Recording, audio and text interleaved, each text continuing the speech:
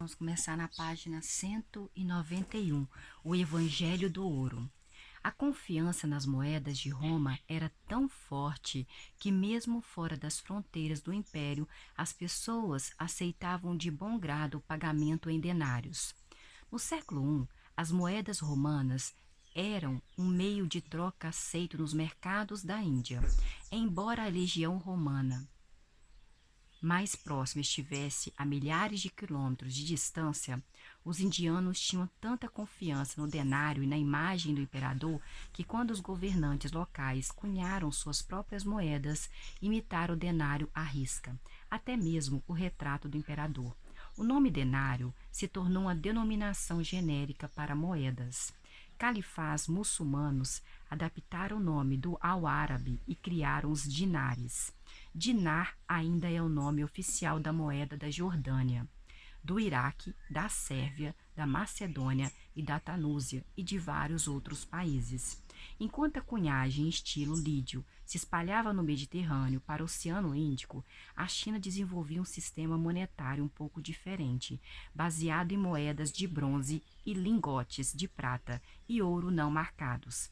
Mas os dois sistemas monetários tinham suficientes pontos em comum, em especial o fato de se basearem em ouro e prata, para que estabelecessem sólidas relações monetárias e comerciais entre as zonas chinesas e Lídia.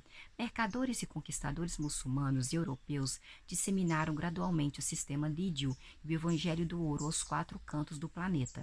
No fim da era moderna, o mundo inteiro era uma única zona monetária, primeiro baseada em ouro e prata e depois em algumas moedas confiáveis, como a libra esterlina e o dólar americano. O surgimento de uma única zona monetária transnacional e transcultural assentou as bases para a unificação da Afro-Ásia e, com o tempo, do mundo inteiro.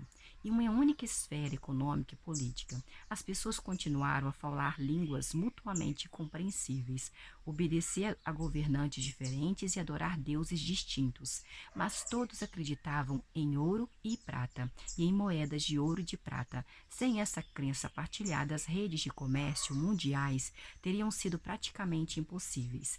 O ouro e a prata que os conquistadores do século XVI encontraram na América permitiram que os mercadores europeus comprassem seda, porcelana e especiarias no leste da Ásia, movendo assim as rodas do crescimento econômico, tanto na Europa quanto no leste da Ásia. A maior parte do ouro e da prata extraídos no México e nos Andes escapou por entre os dedos dos europeus e encontrou um bom lar nas bolsas dos produtores de seda e de porcelana chineses. O que teria acontecido à economia global se os chineses não tivessem sofrido da mesma doença do coração que afligiu Cortes e seus companheiros e tivesse se recusado a aceitar o pagamento em ouro ou em prata? Ainda assim, porque chineses, indianos, muçulmanos e espanhóis, que pertenciam às culturas muito diferentes, que não tinham quase nada em comum, partilham da crença no ouro? Porque não aconteceu de os espanhóis acreditarem em ouro e os muçulmanos acreditarem em cevada e os indianos acreditarem em conchas de cauri e os chineses acreditarem em rolos de seda? Os economistas têm uma resposta pronta. Assim que o comércio conecta duas áreas, as forças de oferta e procura tendem a equivaler a equalizar os preços dos bens transportáveis. Para entender o porquê, considere um caso hipotético. Suponha que quando teve início o comércio regular entre a Índia e o Mediterrâneo, os indianos não tinham o menor interesse em ouro, de modo que ele praticamente não tinha valor. O ouro não tinha valor. Mas no Mediterrâneo, o ouro era um símbolo de status cobiçado e, por conseguinte, seu valor era alto. O que aconteceria depois? Mercadores que viajavam entre a Índia e o Mediterrâneo notariam a diferença no valor do ouro. Para lucrar, começariam a comprar ouro barato na Índia e vendê-lo ouro por um valor bem mais alto no Mediterrâneo. Logo, a demanda por ouro na Índia dispararia, assim como seu valor. Ao mesmo tempo, o Mediterrâneo experimentaria um influxo de ouro, cujo valor consequentemente cairia. Em um curto período, o valor do ouro na Índia e no Mediterrâneo passaria a ser muito similar. O mero fato de o povo do Mediterrâneo acreditar no ouro faria com que os indianos começassem a acreditar no ouro também. Mesmo que os indianos ainda não tivessem encontrado uma utilidade real para aquele ouro, o fato de o povo do Mediterrâneo o desejar o ouro seria o suficiente para fazer com que os indianos o valorizassem. Do mesmo modo, o fato de outra pessoa acreditar em conchas de caule, dólares ou dados eletrônicos é suficiente para fortalecer nossa própria crença neles. Mesmo que essa pessoa seja odiada, desprezada ou ridicularizada por nós, cristãos e muçulmanos, incapazes de concordar com termos de crença religiosa, concordam quando se trata de uma crença monetária, de dinheiro. Porque, enquanto a religião nos pede para acreditar em algo, o dinheiro nos pede para acreditar que outras pessoas acreditem em algo. Durante milhares de anos, filósofos, pensadores e profetas denomizaram o ouro, o dinheiro, e o consideraram o dinheiro a raiz de todos os males. Seja como for, o dinheiro é também o apogeu da tolerância humana. O dinheiro é mais tolerante que linguagens, do que leis estaduais, do que códigos culturais, do que crenças religiosas, do que hábitos sociais. O dinheiro é o único sistema de crenças criado pelos humanos que podem transpor praticamente qualquer abismo cultural e que não discrimina com base em religião, gênero, raça, idade ou orientação sexual. Graças ao dinheiro, até mesmo pessoas que não se conhecem e não confiam umas nas outras são capazes de cooperar de maneira afetiva. O preço do dinheiro, página 193. O dinheiro ele é baseado em dois princípios universais. A. A convertibilidade universal. Com o dinheiro, como alquimista, é possível transformar terras em lealdade, justiça em saúde e violência em conhecimento. B. Confiança universal. Com o dinheiro como intermediário, quaisquer duas pessoas podem cooperar em qualquer projeto. Esses princípios permitiram que milhões de estranhos cooperassem no comércio e na indústria de maneira eficaz. Mas tais princípios, aparentemente benignos, têm um lado obscuro. Quando tudo é conversível e quando a confiança se baseia em moedas e conchas de caule anônimas, corroem-se tradições locais, relações íntimas e valores humanos, substituindo-os pelas leis frias da oferta e da procura. As comunidades humanas e as famílias sempre se basearam na crença em coisas de valor estimável, como honra, lealdade, moral e amor. Essas coisas ficam de fora do domínio do mercado e não deveriam ser compradas ou vendidas por dinheiro. Mesmo que o mercado ofereça o bom preço, certas coisas simplesmente não devem ser feitas. Pais não devem vender seus filhos como escravos. Um cristão devoto não deve cometer um pecado mortal. Um cavaleiro leal não deve trair o seu senhor. As terras de tribos ancestrais não devem ser vendidas a estrangeiros. O dinheiro sempre tentou romper essas barreiras, como água penetrando por rachaduras em uma barragem. Pais se viram obrigados a vender alguns de seus filhos como escravos para poder alimentar os outros filhos. Cristãos devotos assassinaram, roubaram e traíram, e depois usaram seus espólios para comprar o perdão da igreja. Cavaleiros ambiciosos leiloaram sua aliança a quem pagasse mais, enquanto a garantiam a lealdade de seus próprios seguidores por meio de pagamentos em dinheiro. Terras tribais foram vendidas para estrangeiros do outro lado do mundo para se comprar um bilhete de entrada para a economia global. O dinheiro tem um lado ainda mais obscuro. Embora gere confiança universal entre estranhos, essa confiança não é investida em humanos, comunidades ou valores sagrados, mas no próprio dinheiro e nos sistemas interpessoais que lhe servem de apoio. Não confiamos no estranho ou no vizinho, confiamos na moeda que eles possuem. Se suas moedas acabarem, acaba a nossa confiança. Ao mesmo tempo em que o dinheiro derruba as barragens de comunidade, religião e Estado, o mundo corre o risco de se tornar um mercado enorme e um tanto cruel. Por isso, a história econômica da humanidade é uma dança delicada. As pessoas contam com dinheiro para facilitar a cooperação com estranhos, mas temem que ele corrompa relações íntimas e valores humanos. Com uma mão, elas destroem voluntariamente as barragens comunais que por tanto tempo contiveram o movimento do dinheiro e do comércio, mas com a outra, elas constroem novas barragens para proteger a sociedade, proteger a religião e proteger o meio ambiente da escravidão das forças do mercado. Atualmente, é comum acreditar que o mercado sempre prevalece e que as barragens erguidas por reis, sacerdotes e comunidades não são mais capazes de conter o fluxo do dinheiro. Trata-se de uma crença ingênua. Guerreiros cruéis, fanáticos religiosos e cidadãos preocupados conseguiram derrotar repetidas vezes os mercadores calculistas e até mesmo reformular a economia. É, portanto, impossível compreender a unificação da humanidade como um processo puramente econômico, para entender como milhares de culturas isoladas se uniram ao longo do tempo, a fim de formar a aldeia global que existe hoje. Devemos levar em consideração o papel de ouro e da prata, mas não podemos ignorar o papel igualmente crucial do aço.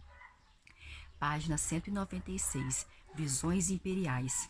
Os antigos romanos estavam acostumados a ser derrotados, como os governantes da maioria dos grandes impérios da história. Eles podiam perder uma batalha após a outra, mas ainda vencer a guerra. O império, incapaz de receber um golpe e continuar de pé, não é um império de verdade. Mas até mesmo os romanos acharam difícil ingerir as notícias que chegaram do norte da Península Ibérica em meados do século II a.C. Uma pequena e insignificante cidade montanhosa chamada Munância, habitada por celtas nativos da península, ousou resistir à dominação romana. Roma, na época, era senhora inquestionável de toda a bacia do Mediterrâneo, tendo conquistado os impérios macedônio e seleucida, subjugado as gloriosas cidades-estados da Grécia e reduzido Cartago a ruínas em chamas. Os munumantinos não tinham nada ao seu lado, além de um amor brutal pela liberdade e por suas terras esnópitas. Ainda assim, obrigaram diversas legiões a se renderem ou recuarem humilhadas. Finalmente, em 134 a.C., paciência de Roma se esgotou. A paciência de Roma se esgotou. O Senado decidiu enviar Cipião Emiliano, principal general de Roma, e o homem que havia derrubado Catargo, para dar um jeito nos Munantinos. Ele recebeu um exército gigantesco de mais de 30.000 soldados. Cipião, que respeitava o espírito de luta e as habilidades marciais dos Munantinos, preferiu não desgastar seus soldados em combate desnecessário. Em vez disso, cercou a Numância com uma linha de fortificações, bloqueando o contato da cidade com o mundo exterior. A fome fez o trabalho por ele. Depois de mais de um ano, a provisão de alimentos se esgotou. Quando os Munantinos se deram conta de que não havia mais esperança, incendiaram a própria cidade. Segundo relatos romanos, a maioria deles se matou para não se tornar escravo de Roma. Mais tarde, a Numância se tornou um símbolo de independência e coragem espanholas. Miguel de Cervantes, autor de Dom Quixote, escreveu uma tragédia chamada O Cerco de Numância, que termina com a destruição da cidade, mas também com uma visão da futura grandiosidade da Espanha. Poetas compuseram panegíricos de seus bravos defensores e pintores retrataram o cerco majestosamente em suas telas. Em 1882, as ruínas foram declaradas monumento nacional e se tornaram um local de peregrinação para os patriotas espanhóis. Na década de 1950 e 1960, as histórias em quadrinhos mais populares na Espanha não eram do Super-Homem ou do Homem-Aranha, e sim as aventuras de El Chapo, um antigo herói ibérico, fictício que combatia os opressores romanos. Os antigos numantinos são até hoje paradigmas espanhóis do heroísmo e do patriotismo, retratados como modelos para os jovens da Espanha. Ainda assim, os patriotas exaltam os numantinos em espanhol, língua romântica que nasceu no latim cipião. Os numantinos falavam uma língua celta que hoje está morta e perdida. Cervantes escreveu Servo de Numância em alfabeto latino, e a peça que segue modelos artísticos grego-romanos, Numância, não tinha teatros. Os patriotas espanhóis, que admiraram o heroísmo romântico, tendem a ser também leais seguidores da Igreja Católica Romana. Não ignore essa última palavra. Uma igreja cujo líder ainda fica em Roma e que se dirige a Deus, preferivelmente em latim. Da mesma forma, o direito moderno espanhol deriva da lei romana.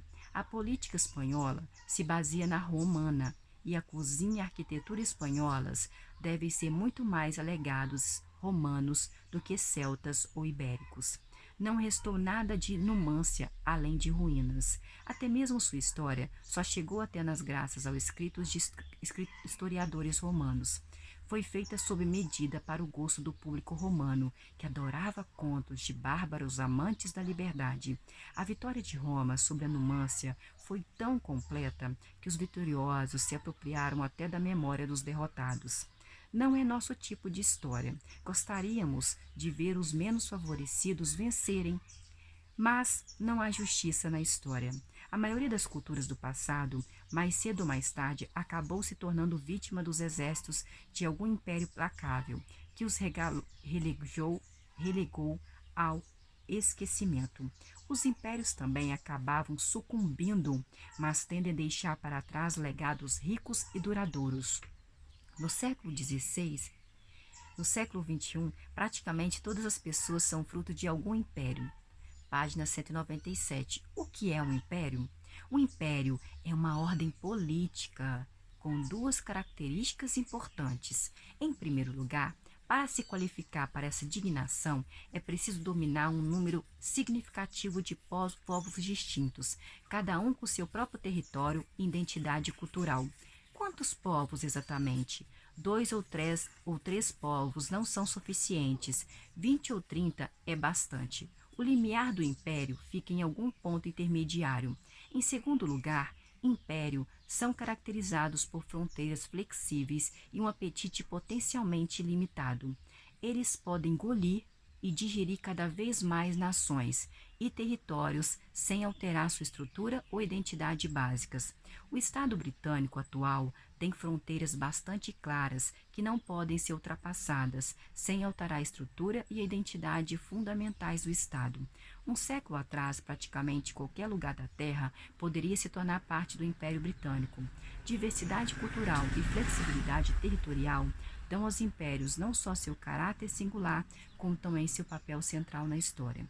Foi graças a essas duas características que os impérios conseguiram unir politicamente diversos grupos étnicos e zonas ecológicas e, desse modo, fundir segmentos cada vez maiores da espécie humana e do planeta Terra. Deve-se enfatizar que um império é definido unicamente por sua diversidade e fronteiras flexíveis, e não por suas origens, forma de governo, extensão territorial ou até tamanho de sua população.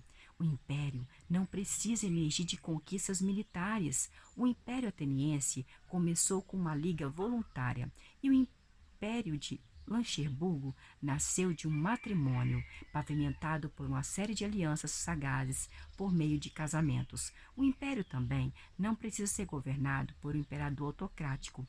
O Império Britânico, o maior da história, foi conduzido por uma democracia. Entre outros impérios democráticos, ou pelo menos republicanos, estiveram incluídos os modernos impérios holandeses, franceses, belga e norte-americano, assim como os impérios pré-modernos de Novgorod, Roma, Cartago e Atenas. O tamanho também não tem tanta importância. Impérios podem ser pequenos. O Império Ateniense, em seu apogeu, era muito menor em tamanho e população do que a Grécia de hoje. O Império Azteca era menor do que o México atual, No entanto, ambos eram impérios, enquanto a Grécia e o México modernos não são impérios, porque as primeiras subjugaram gradualmente dezenas e até centenas de unidades políticas diferentes, e os últimos não. Atenas dominou mais de 100 cidades-estado antes independentes, e o Império Azteca, se pudermos confiar nos registros de impostos cobrados, governou 371 tribos e povos diferentes. Como foi possível exprimir tamanha mistura humana no território de um modesto estado moderno? Foi possível porque no passado havia muito mais povos distintos no mundo, cada um deles com uma população menor e ocupação menos territorial do que o povo típico dos dias de hoje. As terras entre o Mediterrâneo e o Rio Jordão, que hoje lutam para satisfazer as ambições de apenas dois povos, acomodaram facilmente nos tempos bíblicos dezenas de nações, tribos, pequenos reinos e cidade-estado. Os impérios foram uma das principais razões para a drástica redução da diversidade humana. O rolo compressor imperial, pouco a pouco, destruiu as características singulares de inúmeros povos, como os numantinos, forjando a partir deles grupos novos e muito maiores. Página 199. O Império do Mal? Nos dias de hoje, imperialista só fica atrás de fascista. No léxico de palavrões político, a crítica contemporânea aos impérios normalmente assume duas formas. Uma, os impérios não funcionam. No fim das contas, não é possível governar de maneira eficaz um grande número de povos conquistados. 2. Mesmo que seja possível, não deve ser feito porque os impérios são máquinas do mal, destruidoras e exploradoras. Todo povo tem direito à soberania e nunca deveria ser submetido ao jugo de outro povo. De uma perspectiva histórica, o primeiro enunciado não faz o mínimo sentido e o segundo é extremamente problemático. A verdade é que o império foi a forma mais comum de organização política no mundo dos últimos 2,5 mil anos. A maioria dos humanos, durante esses 2 milênios e meio, viveu em impérios. O império também é uma forma muito estável de governo. A maior parte deles tinha uma facilidade imensa para sufocar rebeliões. Em geral, só foram derrubados por invasões externas ou por divisões de povos conquistados que tenham conseguido se libertar de seus soberanos imperiais. A maioria desses povos permaneceu subjugada por centenas de anos.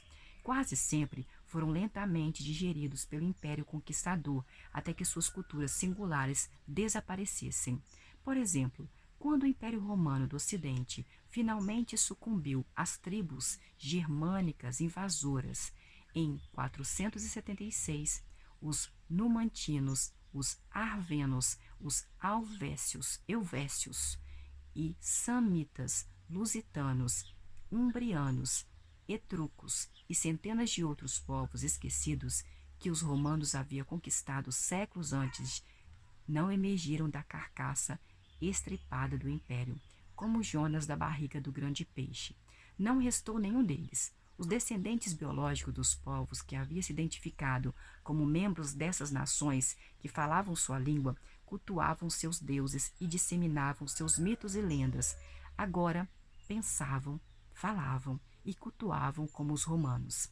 Em muitos casos, a destruição de um império não significa a independência dos povos dominados. Em vez disso, o novo império ocupava o vácuo criado quando o antigo ruía ou se rendia.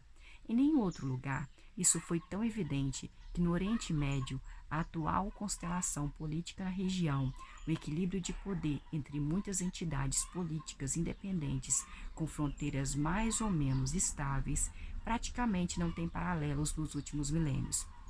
A última vez que o Oriente Médio vivenciou essa situação foi no século VII a.C., há quase 3.000 anos, da ascensão do Império Neossírio no século VII a.C., até o colapso dos impérios britânicos e franceses. Em meados do século XX, o Oriente Médio passou das mãos de um império às de outro império, como um bastão em uma corrida de revezamento. E quando os britânicos e franceses finalmente largaram o bastão, os arameus, os amonitas, os fenícios, os filisteus e os moabitas, os edomitas e outros povos conquistados pelos assírios já haviam desaparecido há tempos. É verdade que os judeus, os armênicos e os georgianos de hoje afirmam com certa dose de justiça que são descendentes dos antigos povos do Oriente Médio. Mas essas são apenas exceções que provam a regra. E mesmo tais afirmações são tanto quanto exageradas. Não é preciso dizer que as práticas políticas, as práticas econômicas e as práticas sociais dos judeus modernos, por exemplo, devem muito mais aos impérios sob os quais eles viveram nos últimos 2 milênios do que às tradições do antigo reino de Judá. Se o rei Davi aparecesse em uma sinagoga ultra-ortodoxa nos dias de hoje, ele ficaria perplexo a encontrar pessoas vestindo roupas do leste europeu, falando em dialeto germânico, Yiddish, e tendo discussões infinitas sobre o significado de um texto babilônico, o Talmud. Não havia sinagogas, volumes do Talmud, nem rolos da Torá na antiga Judá. Construir e manter o império normalmente exigia um massacre cruel de grandes populações e a opressão brutal de todos os que sobravam. O kit padrão de ferramentas imperiais incluía guerras, escravidão, deportação e genocídio. Quando os romanos invadiram a Escócia em 83, encontraram forte resistência das tribos caledônias locais e reagiram devastando o país em resposta às ofertas de paz de Roma. O chefe Calgaco chamou os romanos de rufiões do mundo e disse que a pilhagem, a matança e os roubos deram o nome mentiroso de império e fizeram deserto e chamaram isso de paz. Isso não significa, entretanto, que os impérios não deixam nada de valor em seu rastro. Pintar todos os impérios de preto e condenar todos os legados imperiais é rejeitar a maior parte da cultura humana. As elites imperiais usaram os lucros da conquista para financiar não só exércitos e fortificações, como também filosofia, arte, justiça e caridade. Uma proposta significativa das grandes realizações culturais da humanidade deve sua existência à exploração das populações conquistadas. Os ganhos e a prosperidade trazidos pelo imperialismo romano propiciaram a Cícero, a Sêneca e a Santo Agostinho o tempo livre e os recursos necessários para pensar e escrever. O Taj Mahal não poderia ter sido construído sem a riqueza acumulada pela exploração mongol de seus súditos indianos e os lucros do Império de Habsburgo, provenientes do domínio sobre suas províncias falantes de eslavos, húngaros e romeno, pegaram os salários de Haydn e comissões de Mozart. Nenhum escritor caledônio preservou o discurso de Calgaco para posterioridade. Nós o conhecemos graças ao historiador romano Tácito. Na verdade, Tácito provavelmente o inventou. Hoje, muitos estudiosos concordam que Tácito inventou não só o discurso, como também inventou a personalidade de Calgaco, o chefe caledônio, para servir de porta-voz para o que ele e a elite romana pensavam do seu próprio país. Mesmo se olharmos além da cultura de elite e das artes superiores e focarmos apenas no mundo das pessoas comuns, encontraremos legados imperiais na maioria das culturas modernas. Hoje, a maioria de nós fala, pensa, sonha em línguas imperiais que foram impostas aos nossos ancestrais pela espada. A maior parte dos habitantes do leste asiático fala e sonha na língua do Império Han. Independente de suas origens, quase todos os habitantes dos 2 continentes americanos da Península de Barrow, no Alasca, ao Estreito de Magalhães, se comunicam em uma das 4 línguas imperiais, que é o espanhol, o português, o francês ou o inglês. Os egípcios da atualidade eles falam árabes e concebem a si mesmos como árabes e se identificam totalmente com o Império Árabe, que conquistou o Egito no século VII e reprimiu com um punho de ferro as repetidas revoltas que irromperam contra seu domínio. Cerca de 10 milhões de Zulus na África do Sul remetem à Era da Glória do século 19.